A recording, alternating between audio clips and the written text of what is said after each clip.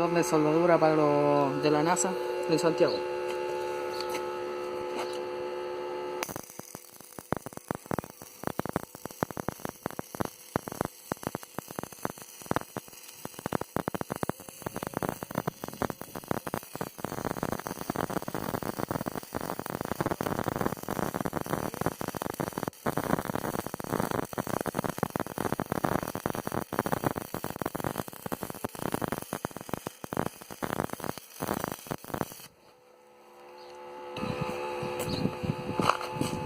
Vamos a ver cómo quedó ahora la soldadura.